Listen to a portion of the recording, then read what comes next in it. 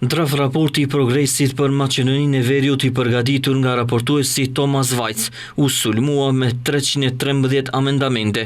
Shumica kundërshtimeve vijnë nga eurodeputetët bullgar dhe grek. Korrespondenti Mias nga Brukseli informoi se eurodeputetët grek Emanuel Fragos dhe Galato Aleksandriki po kërkojnë zëvendësimin e fjalëve Republika e Maqedonisë së Veriut me fjalën shkup në tekstin e të gjithë rezolutës.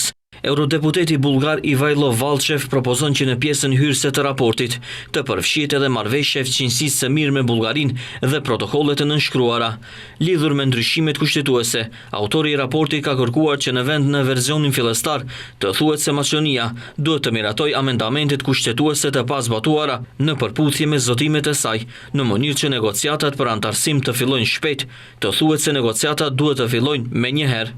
Disa eurodeputet bullgar propozojnë futjen e përmbajtjes që përmend nevojën për përfshirjen e bullgarëve në kushtetut dhe respektimin e të drejtave të antarëve të pakicës bullgare, ndërsa grekët Fragos dhe Aleksandriki kërkojnë zëvendësimin e plotë të këtij neni me tekstin.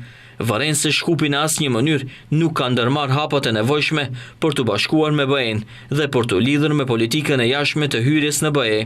Në mesin e shumë amendamenteve janë edhe ato të eurodeputetëve Valle, Bardella dhe Tione, të cilët theksojnë se zgjerimi është një proces I bazuar në merita lidhur me demokracinë, sundimin e ligjit dhe të drejtat themelore, dhe vendet e Ballkanit Perëndimor janë ende larg përmbushjes së këtyre kriterëve.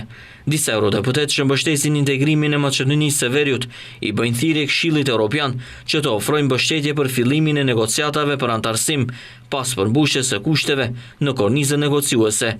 Lidhur me tragjedinë në Koçan, raporti kërkon hetim të plotë dhe transparent dhe përgjegjësit të mbajnë përgjegjësi.